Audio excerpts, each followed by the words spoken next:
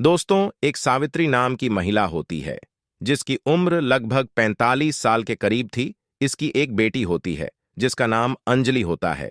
इसने अपनी बेटी अंजलि की शादी कर दी थी और वह अपने पति के साथ अक्सर बाहर रहा करती थी। एक बार गर्मियों का समय होता है। अंजलि अपने पति को लेकर अपनी मां के घर पर आ जाती है और 4-5 दिन के लिए वहीं पर ठहर जाती है। जब सावित्री अपनी बेटी और अपने दामाद को देखती हैं तो देखते ही बड़ी खुश हो जाती है और इनकी खातिरदारी में लग जाती है। जैसा कि दोस्तों, गर्मियों का समय होता है। यह लोग सब साथ में बैठकर रात के 9 बजे के करीब खाना पीना खाते हैं और खाना पीना खाने के बाद ऊपर छत पर सोने के लिए चले जाते हैं। सावित्री नीचे से देसी तेल लाती है और अपने सिरहाने रखकर सो जाती है। उसका दामाद यह सब देख लेता है और सोचने लगता है कि सासू मां देसी तेल का क्या करती है, लेकिन सावित्री का यह रोज का काम था।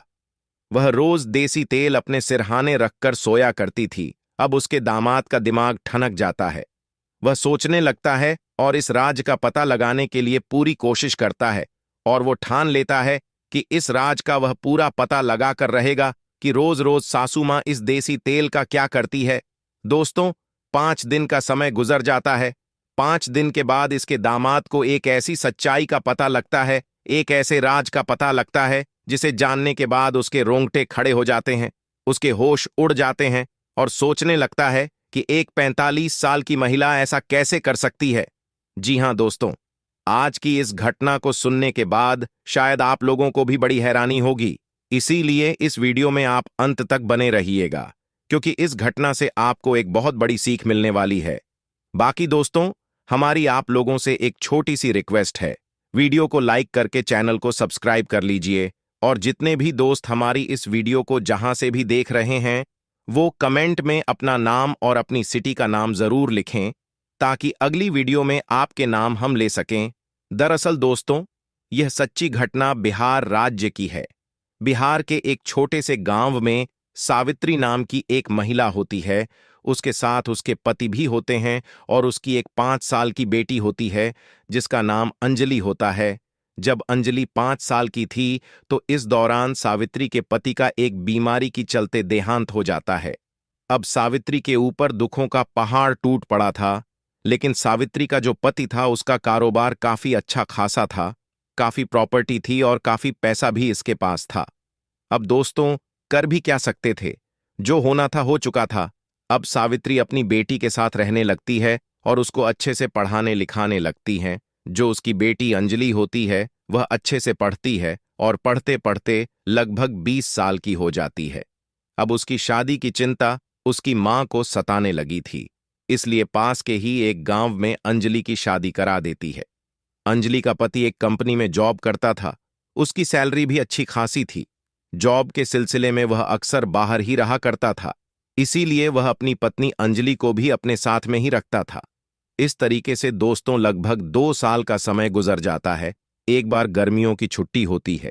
अंजलि अपने पति को लेकर अपनी मां के घर पर आ जाती है और यह सोचने लगती है कि 4-5 दिन तक वह यहीं पर रहेगी।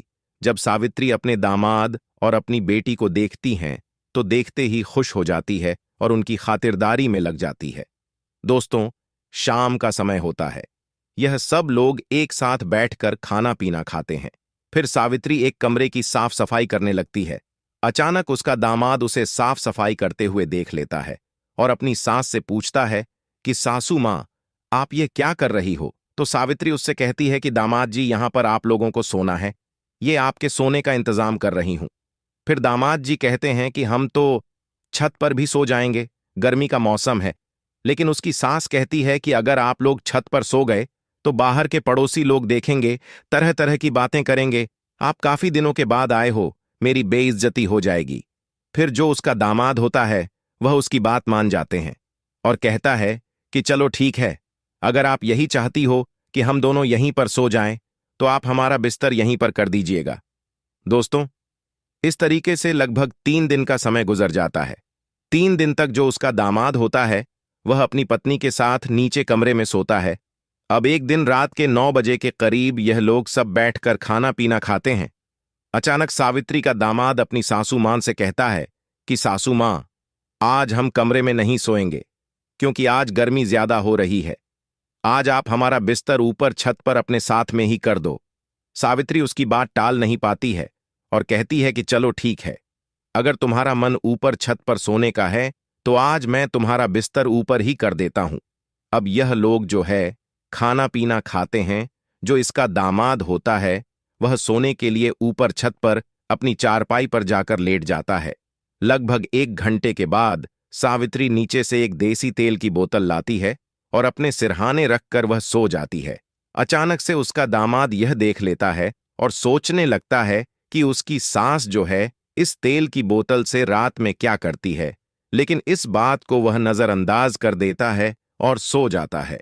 लेकिन अगले दिन सावित्री फिर से तेल की बोतल लाती है और अपने सिरहाने रखकर वह सो जाती है। अब उसके दामाद का दिमाग ठनक जाता है और सोचने लगता है कि रोज रोज सासू मां इस तेल का करती क्या है। वह भी रात के समय में सच्चाई का पता लगाने के लिए वो लग जाता है और सोचता है कि जब तक मैं इस सच्चाई का पता नहीं लगाऊंगा तब तक मैं यहां से नहीं जाने वाला हूं। दोस्तों, इस तरीके से पूरे पूरे अब 6 दिन गुजर जाते हैं। एक दिन गर्मी ज्यादा हो रही थी। जो सावित्री का दामाद था वह करवटें बदल रहा था। उसको नींद नहीं आ रही थी।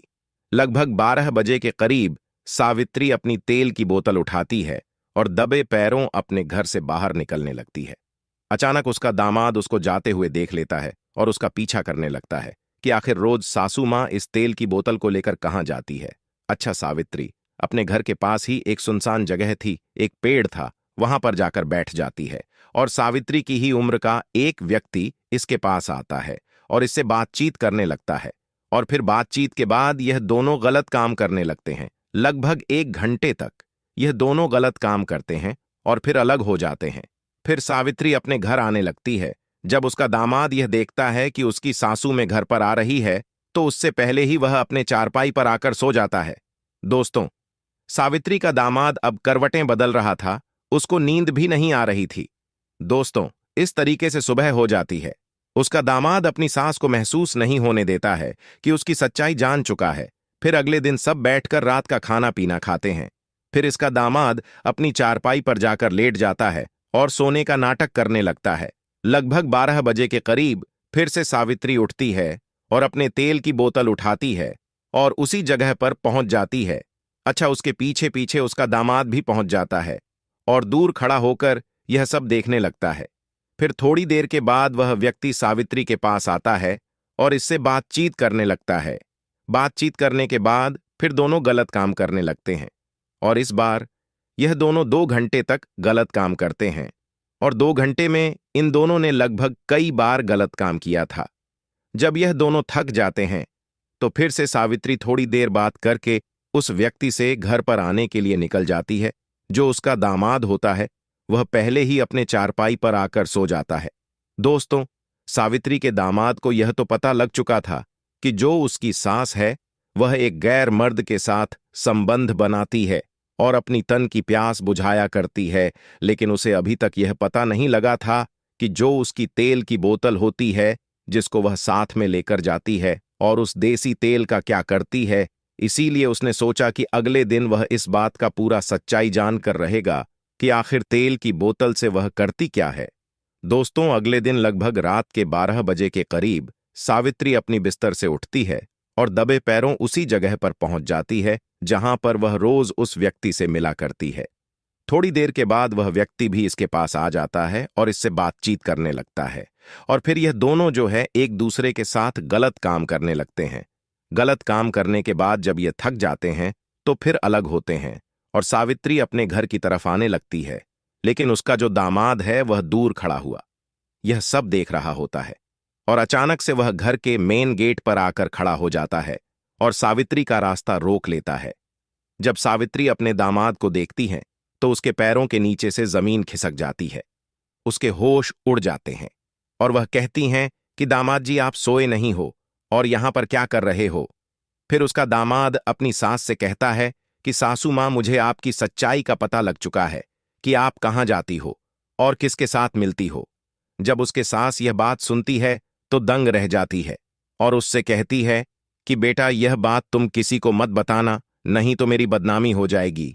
फिर उसका दामाद उससे कहता है कि चलो यह बात तो ठीक है कि आप किसी से मिलती हो, संबंध बनाती हो, यहां तक तो समझ में आता है। लेकिन यह जो देसी तेल की बोतल आप अपने साथ लेकर जाती हो, इसका राज क्या है? इसकी सच्चाई क्या है? इसकी सच्चाई आज मुझे जाननी है। फिर सावित्री अपने दामाद से कहती है कि दामाद जी, आप तो जानते हो, जब अंजलि 5 साल की थी तो उस समय मेरे पति यानी कि तुम्हारे ससुर का एक बीमारी के चलते देहांत हो चुका था। हमारे पास पैसे की कोई कमी नहीं थी, इसीलिए मैंने अंजलि का एक स्कूल में एडमिशन करवा दिया और वह पढ़ाई लिखाई करने लगी। लेकिन मैं तो अकेली हो चुकी थी, मुझे अकेलापन महसूस होने लगा था, इसलिए मैंने इस व्यक्ति का सहारा लिया और यह व्यक्ति मेरा प्रेमी बन गया। इस व्यक्ति ने मेरी बहुत मदद की है, मेरे सुख दुख में काम आया है, इसलिए इसको मैं छोड़ना नहीं चाहती हूं। जब आप यहां पर नहीं आए थे तो इसको मैं अपने घर पर रोज रात में बुलाया करती थी, लेकिन जब आप यहां पर आ गए तो मैंने सोचा कि अब घर में मिलना संभव नहीं है, इसलिए मैंने इसको बाहर बुलाना शुरू कर दिया।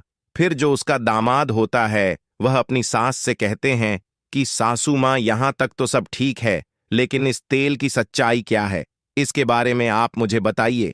तो फिर सावित्री उससे कहती है कि बेटा देखो, अभी हम लोगों की उम्र ज्यादा हो चुकी है, ये जो तेल है ये सरसों का तेल है। मैं इसको इसलिए साथ लेकर जाती हूं, जो मेरा प्रेमी होता है वह इससे काफी लगाव रखता है और वह इसको अपने प्राइवेट पार्ट पर लगता है।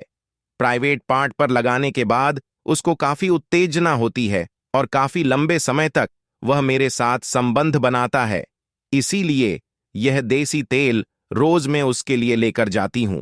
फिर सावित्री अपने दामाद से कहती है कि बेटा, तुम यह बात अंजलि से बिल्कुल मत बताना, नहीं तो उसके दिल पर ठेस पहुंचेगी।